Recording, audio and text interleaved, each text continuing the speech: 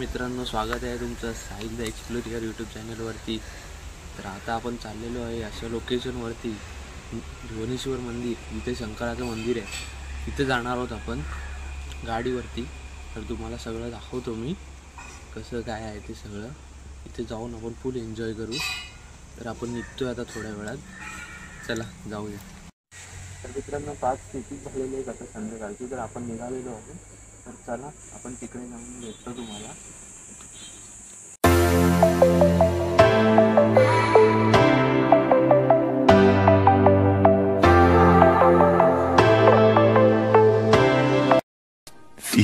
Minutes later.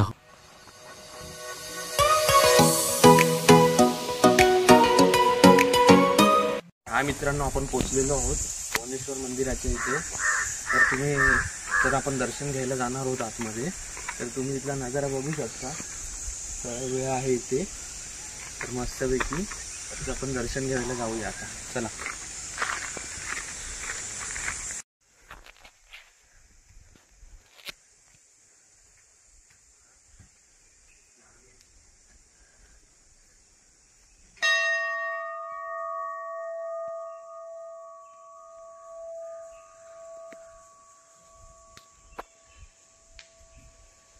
बघू शकता मित्रांनो, मस्त खूप सुंदर मंदिर आहे।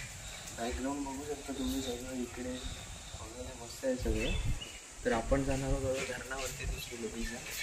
तर चला आपण निघतोय थोड्याच वेळात।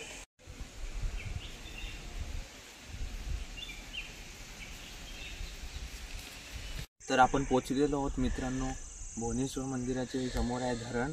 इथे आपण धरणावरती आलेलो आहोत। तर तुम्ही इथला व्ह्यू बघू शकता, बघा मस्त व्ह्यू आहे इथला आणि सुंदर अशी ही जागा,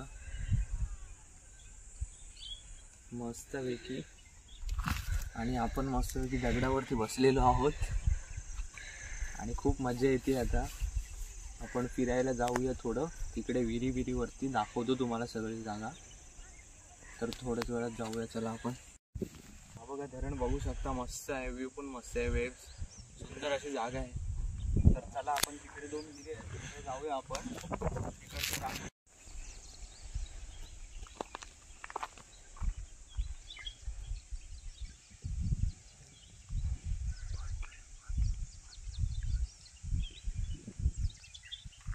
झालं तर आपण पोहोचलेलो आहोत विहिरीच्या इथे। तर तुम्ही बघू शकता इथे एक विहीर आहे, तिकडे एक विहीर आहे। तर या बघूया आपण काय, पाणी खाली आहे, सध्या उन्हाळा चालू आहे त्यामुळे विहीर आटलेली आहे, पाणी बघू शकता कमी आहे पाणी। तर चला आपण दुसऱ्या विहिरीकडे जाऊ। तिकडे पण मंदिर आहे गणपती बाप्पाचं वरच्या साईडला।